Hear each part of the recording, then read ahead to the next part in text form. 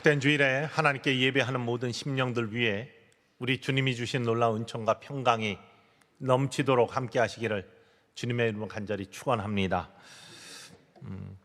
제가 3년 전 2019년 11월에 우리 교회 부임해서 12월 첫째 주부터 설교를 했습니다.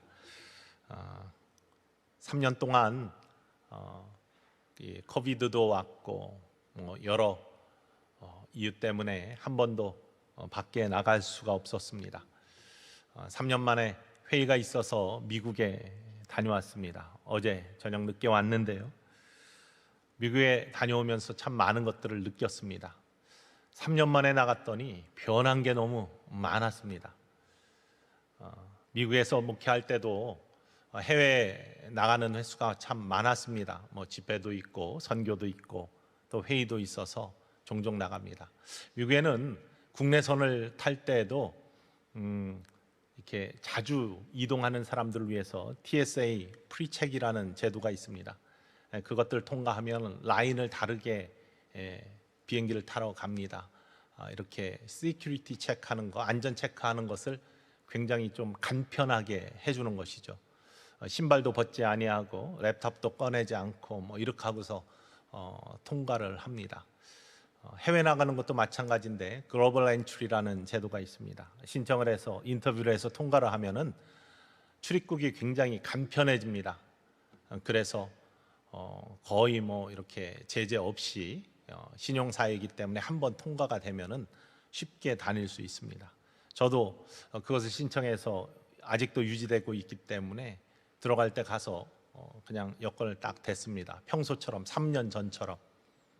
근데 좀 다릅니다. 기계도 다르고 예전같이 이렇게 화면에 뭐도 안 뜨고 그래서 또 대고 했더니 저쪽에서 부릅니다. 거기에 서 있는 사람들이 좀 무시무시하고 좀 그렇지 않습니까? 한 하고 불러요. 그래서 갔습니다. 했더니 What are you waiting for? 그럽니다. 뭘 기다리냐고 물어보는데 난 기다리는 게 아니라 들어가려고 하는데 그렇게 물어봐서 좀 당황을 했습니다. 다시 물어봅니다. 뭐 기다리냐고. 제 아내가 얼른 눈치를 채고 티켓을 기다린다. 예전에는 이렇게 넣고 뭘 누르면은 얼굴이 찍힌 티켓이 딱 나오면 그것만 내고 나오면 됐거든요. 진검사도 안 하고. 그러니까 티켓 기다린다 이렇게 이야기를 하니까 No ticket, just go. 티켓 필요 없다요. 이제는 그냥 가면 된답니다. 예전하고 완전히 달라져서 기계도 달라지고 또 제도도 달라졌는데 그걸 모르는 저는 촌사람처럼 거기서 계속 대고 앉아 있어서 아주 얼마나 당황했는지 알 수 없습니다. 디지털 세상이 얼마나 빨리 바뀌는지 따라갈 수 없는 세상이 되어버렸습니다. 또 바뀐 풍경들도 참 많았습니다. 3년 동안에 코비드를 지내면서 홈리스들, 거지들이 얼마나 많아졌는지 LA 가는 곳곳마다 정말 길거리에 홈리스들이 누워있는 것들을 너무 많이 보았고 예전에 없던 풍경입니다. 가는 곳마다 마리화나 냄새가 그렇게 많이 나는 걸 또 체험할 수밖에 없었습니다. 그리고 가자마자 들은 소식은 여기저기서 계속해서 총기 사고가 나서 몇 명이 죽었다, 몇 명이 죽었다 이런 소식들을 계속 들었습니다. 인간의 욕심, 탐욕, 또 쾌락을 추구하는 삶과 이런 모습들은 여전하구나. 디지털 세상들은 많이 바뀌어가고 문화는 바뀌어가는데 인간의 욕심과 탐욕은 여전하구나라는 것들을 깊게 느꼈습니다. 서부 개척 시대에 많은 사람들이 꿈을 찾아서 서쪽으로, 동부로부터 서부로 많은 사람들이 금광을 찾아서 헤매기 시작했습니다. 그런데 그것이 부를 쌓기 위한 꿈으로, 보물을 찾기 위한 꿈으로 그친 것이 아니라 그 속에 수많은 욕망과 탐욕과 타락이 엇갈리면서 이렇게 함께 뒤섞이면서 수많은 죽음과 갈등들을 야기했죠. 그리고 인성들이 타락하기 시작했고 또 신앙이 무너지기 시작한 것이 미국의 서부 개척 시대의 모습이었습니다. 그때 믿음을 지켰던 사람들이 있습니다. 믿음의 사람들이 있습니다. 영적 대각성 운동이 일어났습니다. 필립 목사님, 에드워드 목사님을 중심으로 한 영적 대각성 운동이 미국 땅에서 일어났고 회개 운동이 일어났고, 그러므로 말미암아 다시금 경건을 되찾고 하나님의 성품을 되찾기 위한 경건의 운동이 일어남으로 말미암아 교회가 지켜졌고 신앙이 지켜졌습니다. 진정한 보물, 정말로 지켜야 될 것, 소중한 것, 복음, 하나님 나라의 백성의 모습들을 지켜가는 회복의 모습들이 미국을 지탱해 왔던 회복된 모습이었죠. 그것들이 사라져가는 모습들을 보며 참 안타까웠습니다. 저는 요즘 계속해서 산상수훈의 말씀, 예수님께서 산 위에서 하신 설교의 말씀을 가지고 주일 말씀을 나누고 있습니다. 에스더의 이야기를 끝낸 다음에 산상수훈 이야기를 통해서 예수님께서 하나님의 백성들에게 선포하셨던 그 말씀의 진정한 의미가 무엇이고, 우리처럼 하나님 나라의 백성으로 모자라지만 부족하지만 하나님 나라의 백성으로 부름받은 사람들이 예수님의 말씀을 따라 사는 것이 합당한 우리들의 축복의 모습일 터인데, 그러면 어떤 모습을 갖고 살아야 되겠다고 예수님께서 선포하셨는지 그 모습을 따라가기를 원했습니다. 오늘은 그 주제가 탐욕입니다. 사실은 오늘 강림절 제 두 번째 주일입니다. 대림절이라고도 하고 대강절이라고도 하는 이 절기, 어드벤트, 커밍이라는 뜻이죠. 주님이 오시고 우리는 그 오시는 주님을 기다리는, 오신 주님을 기다리고 오실 주님을 기다리는 이 대강절 절기. 주보에도 이 대림절의 의미에 대해서, 또 대림절 촛대의 의미에 대해서 잘 기록이 되어 있습니다. 사실 교회는 보이는 섬김의 사람들도 있지만, 우리 찬양대, 또 여러분들 오면은 환영하는 새가족팀, 또 밖에서 주차를 안내하는 분도 계시지만 보이지 않는 곳에서 섬기는 분들도 참 많습니다. 이게 문서 편집하시는 분들, 주보, 또 방송실에서 일하시는 분들, 이런 분들은 보이지 않는 곳에서 예배가 풍성해지게, 또 모든 교회의 그러한 모습들을 잘 이루어져 가게끔 섬기는 분들이죠. 이런 섬김에 하나님의 놀라운 은혜와 축복이 있기를 주님의 이름으로 간절히 축원을 드립니다. 격려하는 의미에서 우리 박수 한번 보내드렸으면 좋겠습니다.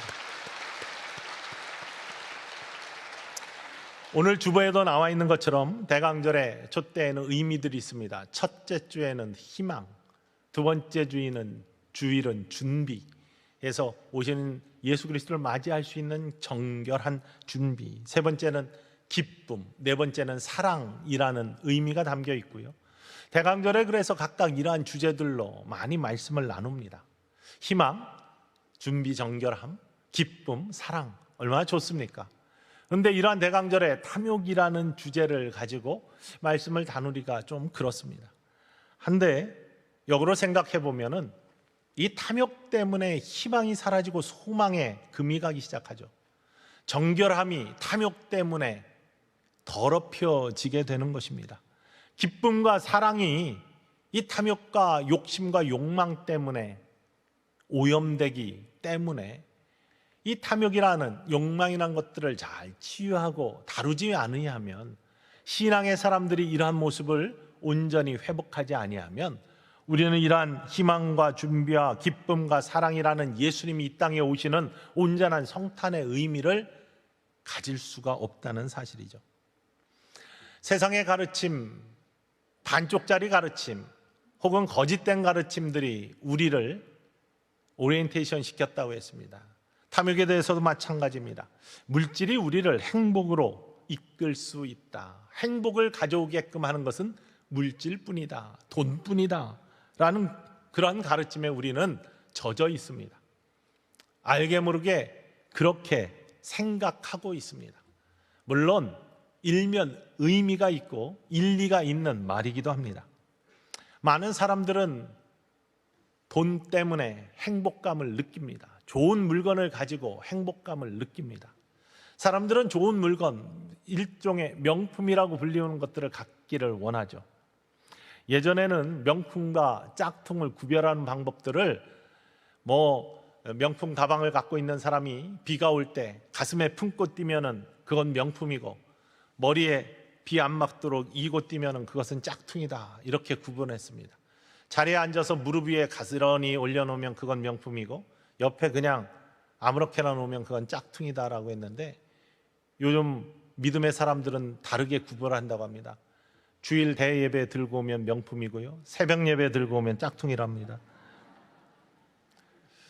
이렇게 보이기 원하는, 그래서 남이 시선을 가지고 뿌듯해하는 모습들, 그것을 가지고 있으면 나도 그렇게 귀해질 것이라는 생각을 가지고 우리는 귀한 물건들을 소유하기 원하고, 또한 더 가지려고 애쓰는 모습을 갖게 되는 것이죠.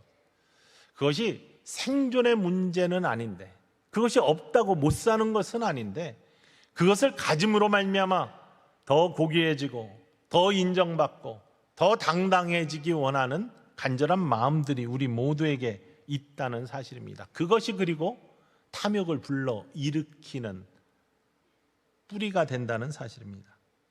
우리의 사고방식에는 알게 모르게 돈이 최고다라는 그러한 사고방식으로 오리엔테이션이 되어 있습니다.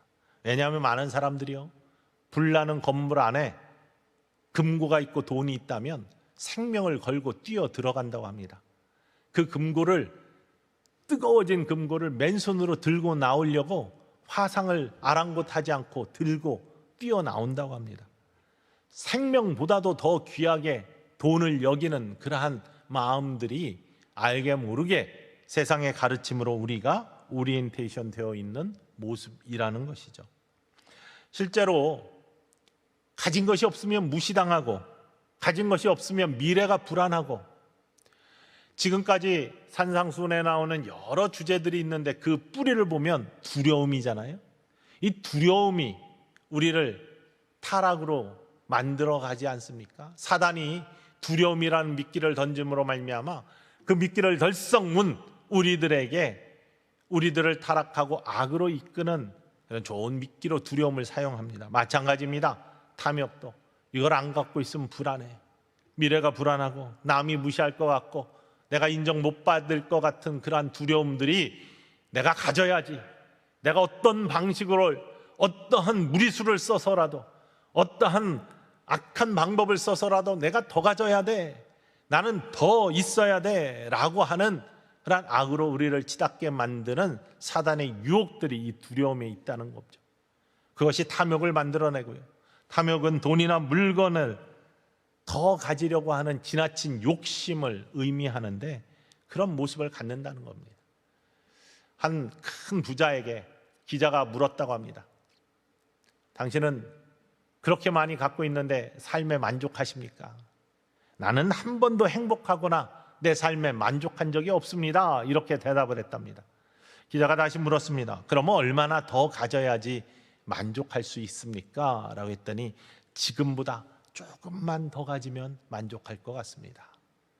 우리 모두의 그런 마음 아닙니까?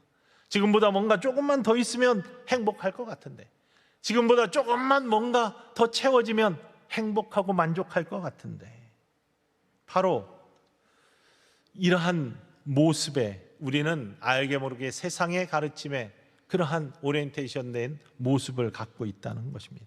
돈이 너를 안전하게 할 거야? 돈이 너를 행복하게 할 거야? 더 많은 물질을 소유해야지 너는 안심하고 살 수 있어. 이것이 소유에 대한 의지를 불타오르게 하는 모습이라는 것이죠. 가지고 있어야 다른 사람도 관심을 가지고 또 다른 사람의 뭔가를 베풀 수 있는 힘도 가질 수 있다라는 그러한 모습이 우리를 그렇게 이끌어 갑니다. 부분적으로 맞는 말입니다. 무엇인가 가지고 있어야지 도울 수도 있고요, 또한 무엇인가 가지고 있으면 두렵지도 않고 든든한 마음을 가질 수 있는 것도 맞는 말입니다. 그렇다고 해가지고 뭔가를 다 갖고 있다고 해서 항상 행복하거나 항상 만족한 삶을 사느냐, 또한 그것도 아니라는 말씀이죠. 물질이 영원하다면, 물질이 온전히 지속된다면 그럴 수도 있을 줄 모르겠습니다. 그렇지만 하나님 말씀에 이 땅에 있는 모든 것들은 영원하지 아니하다, 전도서 기자처럼 헛되고 헛되니 모든 것이 헛되다라고 고백하는 이 땅에 있는 모든 것의 헛됨의 모습, 우리가 기억하지 아니할 수가 없습니다.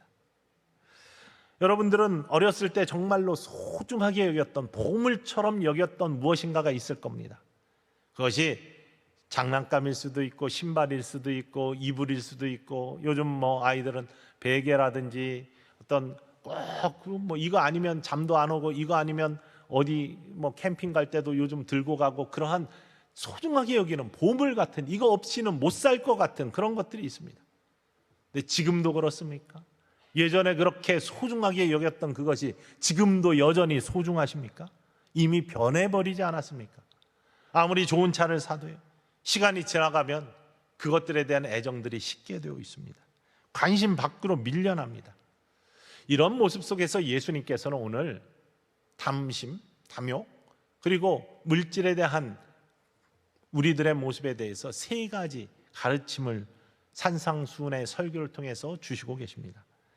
그 첫 번째가 두 종류의 보물을 쌓아놓은 곳이 있다. 여러분들은 어디에 보물을 쌓고 있는지 돌아보기를 원한다.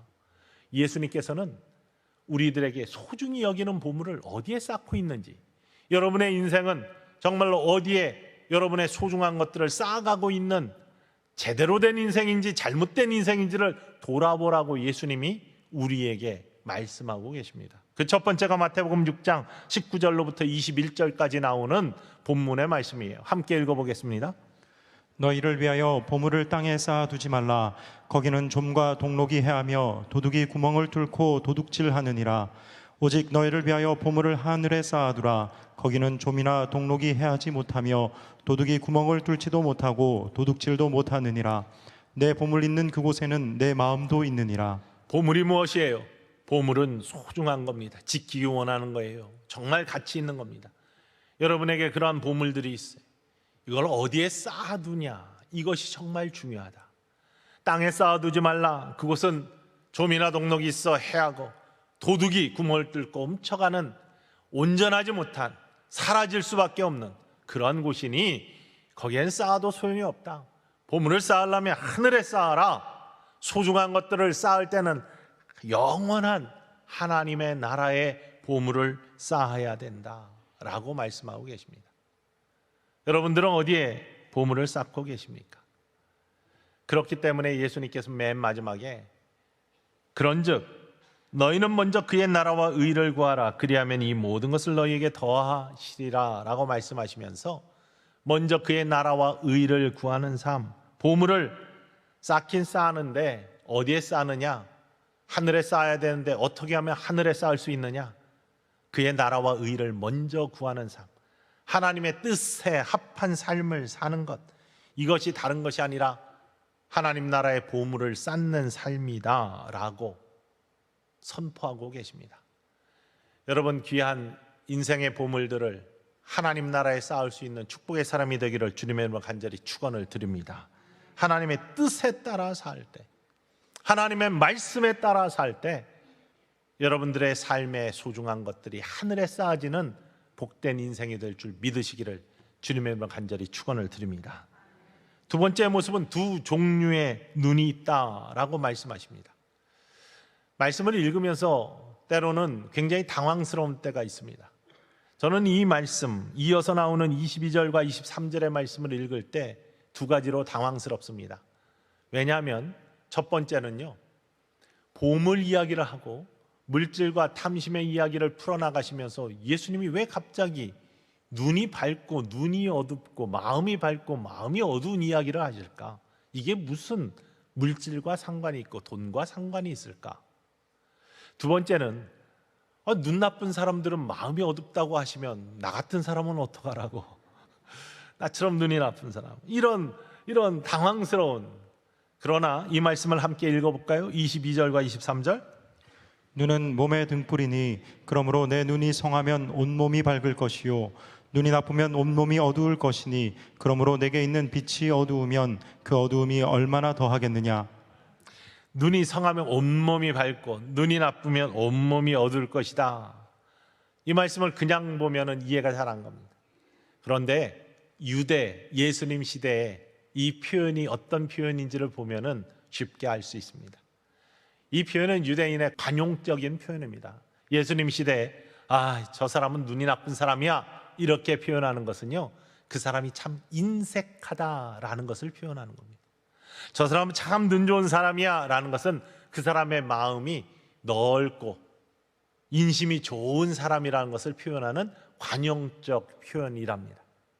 그러니 눈이 좋다는 것은 그 사람의 마음에 긍휼의 마음이 있어서 다른 사람을 살피고 마음이 풍요로워서 그의 영도 풍요롭고 남에게 자기가 있는 것들을 나누는 여유도 있는 사람을 눈이 좋은 사람이다 이렇게 표현해요.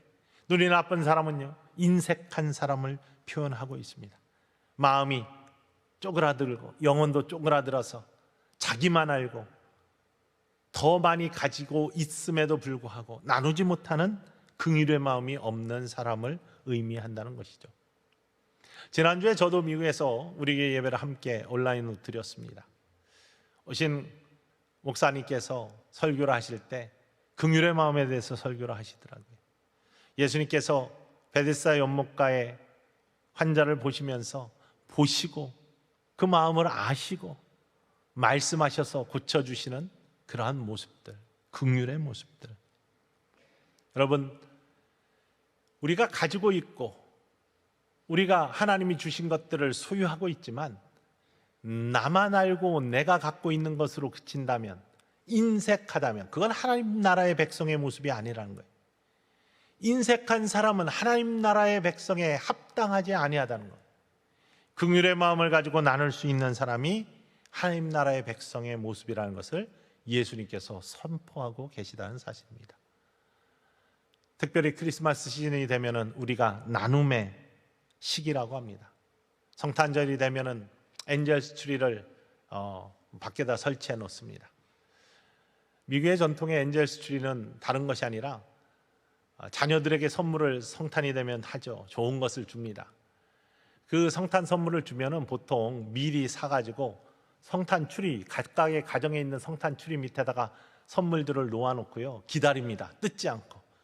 성탄절 아침, 12월 25일 아침에 온 가족이 일어나가지고 성탄 선물을 풀어보면서 즐거워하죠. 그런데 자기의 자녀들에게만 그 성탄 선물을 주는 것이 아니라 그 정도 해줄 수 있는 사람들은 여유가 있기 때문에 소외된 사람들, 받지 못한 사람들, 필요한 사람들에게 자녀에게 주는 것 같은 마음으로 우리의 사랑을 나누자라고 해서 세워진 것이 엔젤스 트리입니다. 천사의 나무이죠. 그 긍휼의 마음, 필요를 채우지 못하는 사람들, 갖고 싶어도 갖지 못하는 사람들에게 있는 사람들이 나누어주는, 그리고 사랑의 마음을 전할 수 있는 그러한 모습이야말로 진정한 성탄의 의미이고 예수님이 기뻐하시는 삶이라는 것이. 우리 교회도 12월이 되면 엔젤스 트리가 세워집니다. 여러분들의 하나의 나눔들이 꼭 필요한 사람들에게 큰 힘이 되고 용기가 된다는 사실을 기억하시면서 눈이 좋은 사람들 되시기를 주님의 이름으로 간절히 축원을 드립니다. 그것이 예수님이 원하시는 하나님 나라의 백성의 모습이죠. 세 번째 모습은요, 두 주인을 한꺼번에 섬기지 못한다고 예수님이 말씀하십니다. 마태복음 6장 24절 말씀, 오늘 본문 말씀 마지막입니다. 읽어볼까요? 한 사람이 두 주인을 섬기지 못할 것이니 혹 이를 미워하고 저를 사랑하거나 혹 이를 중히 여기고 저를 경히 여김이라. 너희가 하나님과 재물을 겸하여 섬기지 못하느니라. 하나님과 재물은 동시에 섬기지 못한다. 동으로 서로 한꺼번에 갈 수 없는 것처럼 하나님께 마음을 두면서 재물의 마음을 똑같이 둘 수가 없다. 왜냐하면요, 돈은 수명이 깁니다. 돈을 가진 사람의 수명은 짧아도 돈의 수명은 깁니다. 돈의 영향력, 돈의 힘은요 어마어마합니다. 그래서 사람들은 하나님의 자리에 이 돈을 대신 놓으려고 유혹을 받고 실질적으로 돈을 섬깁니다. 하나님 자리에 돈을 갖다 놓습니다. 그리고 그것을 우상화합니다. 그것이 세상의 모습입니다. 하나님 대신 돈을 섬기는 자들의 마음이 그렇다는 거예요. 돈의 힘이 그 정도로 크니까. 돈이 그렇기 때문에 하나님을 대신한다라고 생각하는 것이 잘못된 모습이다라고 예수님께서 말씀하십니다. 왜냐하면요, 돈이 긴 것 같고 수명이, 돈이 힘이 큰 것 같지만 그럼에도 불구하고 돈은 유한한 것이고 돈을 가지고 있는 사람 또한 유한하기 때문이다. 그러나 하나님은 영원하시고 하나님의 사랑은 영원하시고 하나님이 우리를 부르셔서 하나님의 백성으로 삼으시고 하나님 나라에 초대하시는 하나님의 우리를 향한 놀라우신 은혜와 사랑은 영원하기 때문에 비교할 수 없다라고 말씀하고 계십니다. 어찌 보면 예수님께서는 부자가 되는 것을 부인하시는 분이 아닌가? 자꾸만 가난해지라고 말씀하시는 것은 아닌가? 이렇게 오해할 수 있습니다. 왜냐하면 부자가 천국에 들어가는 것이 낙타가 바늘구멍에 들어가는 것처럼 어렵다라고 말씀을 하신 것이 예수님의 말씀이잖아요. 사도 바울도 디모데전서 6장 9절 말씀에 보면은 이렇게 이야기합니다. 읽어볼까요? 부하려 하는 자들은 시험과 올무와 여러 가지 어리석고 해로운 욕심에 떨어지나니 곧 사람으로 파멸과 멸망에 빠지게 하는 것이라. 부하려고 하는 자들은 파멸과 멸망에 빠질 수밖에 없다, 이렇게 말씀하시니 이게 성경의 말씀이니 그러면 우리가 부를 추구하면 안 되는 건가? 성경의 말씀을 읽으면 그렇게 오해할 수가 있습니다. 그러나 생각해 보십시오. 예수님 시대의 부자는 누구입니까? 대부분의 부자들은요, 열심히 성실히 일해서 또 하나님을 열심히 믿음으로 말미암아 축복하신 부자들이 아니에요. 로마의 식민지였던 이스라엘 백성들에게 분봉왕이나 아니면 로마의 그러한 지배층의 친로마하는 그러한 사람들이 부와 명예를 얻고 그 속에서 쌓은 부입니다. 마치 우리나라 일제시대에 친일파가 부를 쌓은 것처럼 똑같은 원리입니다. 그들의 부는요, 그렇기 때문에 치욕스러운 부이고 온전한 부가 아니었습니다. 사도 바울이 이야기하는 부해지려 하는 자라고 할 때 이 부해지려 하는 자의 표현은요, 욕심을 가지고 부해지려고 인위적으로 하는 그러한 모습을 의미하고 있습니다. 실질적으로 믿음의 조상들을 보십시오. 아브라함과 이삭과 야곱과 요셉을 보십시오. 그들은 부한 사람들이었습니다. 부를 축적한 사람들이었습니다. 그러면 하나님 뜻대로 산 게 아닌가? 아니지 않습니까? 그들은 진짜 먼저 그의 나라와 의를 구한 사람들이었습니다. 하나님의 부르심에 합당하게 순종하면서 그 길을 간 사람이 아브라함이었고, 하나님은 본토 친척 아비집을 떠나서 하나님의 말씀에 순종하며 주님의 길을 따랐던, 알 수 없는 미지의 세계로 쫓아갔던 아브라함에게 큰 부를 갖게 하시고 섬기게 하시고 나누게 하시고 복의 통로가 되게 해 주셨습니다. 이삭도 마찬가지고 야곱도 마찬가지입니다. 고생하였지만 결국에는 서원하고 언약하였던 것들을 이루게 하시는, 부를 주셨던 하나님을 만나는 역사가 있었습니다. 그들은요, 하나님에 대한 믿음의 사람들로 하나님을 먼저 바라보고 하나님을 쫓아갔을 때 하나님이 채워주시고 하나님이 지켜주시고 하나님이 인도하시는 놀라우신 하나님의 은혜를 경험한 사람들이었습니다. 오히려 가난은요, 악에 가깝습니다. 가난하기 때문에 인생에 얼마나 많은 문제들이 생겨납니까? 지금도 수많은 가난 때문에 지구상에 얼마나 많은 악한 문제들이 발생을 합니까? 먹지 못하고 그러므로 말미암아 나타나는 악한 인생의 문제들, 이를 해결하기 위한 수많은 노력들이 여전히 교회 안에도 있고요, 또 선한 단체들 안에도 있는 것을 우리가 발견할 수 있습니다. 예수님께서는 우리 보고 가난해지라고 말씀하지 않습니다. 먼저 그의 나라와 의를 구하라고 우리에게 말씀하십니다. 탐욕에 대한 치유, 물질을 우상화하고 하나님 자리에 대신 돈을 갖다 놓는 우리들에게 그런 삶이 우리에게 필요가 없다. 하나님 나라에 초대받은 하나님 나라의 백성, 하나님 나라의 원리는 그런 것이 아니야. 하나님께서 너를 채우시고 너를 지키시고 너를 보호하시니, 너를 채우시는 분은, 너를 부하게 하시는 분은 하나님이시니 하나님을 먼저 바라보아라 라고 말씀하시는 겁니다. 먼저 우리가 바라봐야 될 것, 먼저 우리가 마음을 두어야 될 것, 우리의 보물을 어디에 쌓아 두어야 되는지를 예수님께서는 우리에게 말씀하고 계십니다. 그래서 마지막 33절에 우리에게 그렇게 말씀하신 거예요. 함께 고백해 봅시다. 그런즉 너희는 먼저 그의 나라와 그의 의를 구하라. 그리하면 이 모든 것을 너희에게 더하시리라. 그의 나라와 의를 구하는 삶은 하나님 뜻대로 삶을 사는 거라고 했습니다. 하나님 말씀대로. 그게 무엇입니까? 긍휼의 마음, 베푸는 삶, 나누는 삶. 이게 하나님의 뜻 아닙니까? 하나님께서 자신의 독생자 외아들을 우리의 목숨값으로 우리에게 나누어 주신 것처럼 우리도 우리가 가진 것을 나누고 베푸는 삶이야말로 하나님 뜻에 합당한, 먼저 그의 나라와 의를 구하는 아름다운 삶이 될 줄로 믿으시기를 주님의 이름으로 간절히 축원을 드립니다. 세계 인구의 92%가 자동차를 소유할 수 없는 형편에 있는 사람들이라고 합니다. 나머지 8%만이 자동차를 한 달이라도 소유할 수 있는 사람들입니다.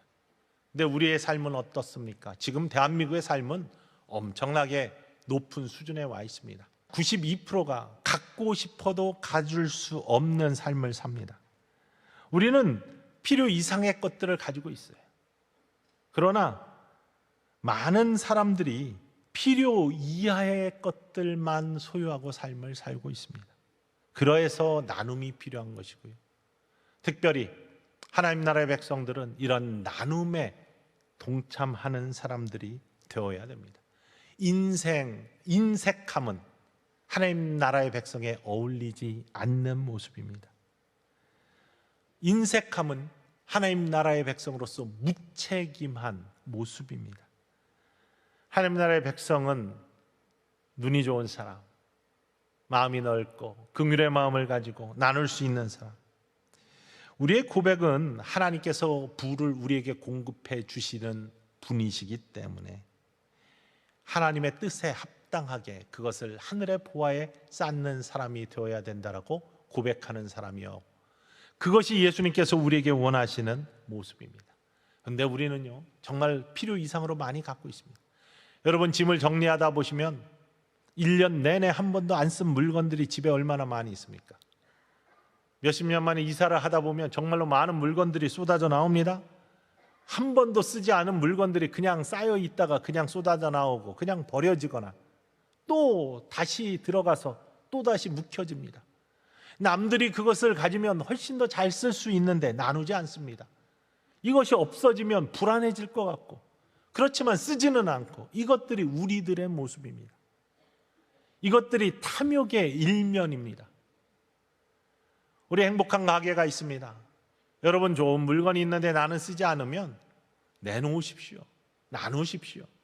그것이 하나님 나라의 백성의 인색하지 않은 아름다운 나눔의 모습의 시작이 될 것입니다. 사도 바울은 디모데전서 6장 10절 말씀에 돈이 중요하긴 중요한데 돈을 사랑하지 말라, 이렇게 말씀하십니다. 읽어볼까요? 돈을 사랑함이 일만하게 뿌리가 되나니 이것을 탐내는 자들은 미혹을 받아 믿음에서 떠나 많은 근심으로써 자기를 찔렀도다. 돈이 악의 뿌리라고 말하지 않아요. 돈을 사랑하는 것이 악의 뿌리라고 하는 거예요. 물질도 마찬가지예요. 우리는 물건들이 있어야 삽니다. 그러나 그것들에 집착하고 그것들을 나누지 않고 내 것으로만 쌓아놓는 그러한 삶이 얼마나 안타까운 삶인지 알 수 없다는 것이 성경의 선포입니다. 그렇기 때문에 우리의 삶에 내가 가지고 있는 것, 이것이 정말 나를 위해 쓰여져야 되는지, 이것이 또 다른 하나님 나라의 확장을 위해 하나님께 드려져서 쓰임받으면 더 좋을지 여러분 생각해 보셔야 됩니다. 예수님께서는요, 어디에 이것이 쓰여져야지 더 하나님이 기뻐하시고 하나님께서 의미 있게 그 물건들을 통해, 물질들을 통해 하나님 나라를 확장해 가실지를 스스로 물어보라고 우리들에게 질문하고 계십니다. 여러분들은 하늘의 보화를 쌓고 있는지, 땅에 쌓고 있는지, 여러분의 눈은 밝은지 아니면 어두운지, 두 주인을 섬기고 있는지, 한 주인에 올인하고 있는지. 1900년도 중반에 미국 텍사스에서 석유로 부호가 된 사람들이 있었습니다.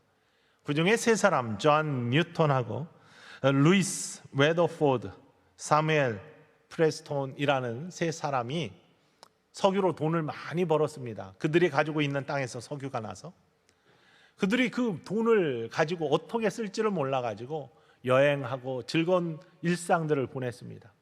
한 번은 뉴욕으로 여행을 와가지고 세 사람이 신나게 다니다가 술도 걸큰하게 마시고 저녁에 맨하탄에 있는 엠베서더 호텔 27층에 딱 자리를 했었는데 호텔에 돌아와 보니까 정전이 되어서 이 엘리베이터가 올라가지를 않는다는 겁니다. 27층까지 가야 되는데 프론트 데스크에서는요, 오늘 저녁에는 2층에 방을 마련해 드릴 테니까 2층에서 주무시고 내일부터 엘리베이터가 고쳐지면은 27층으로 올라가십시오, 이렇게 이야기를 하는데 이 사람들이 호기가 생겨서 우리 걸어 올라갈 수 있다라고, 염려하지 말라고 27층까지 걸어 올라가기 시작했습니다.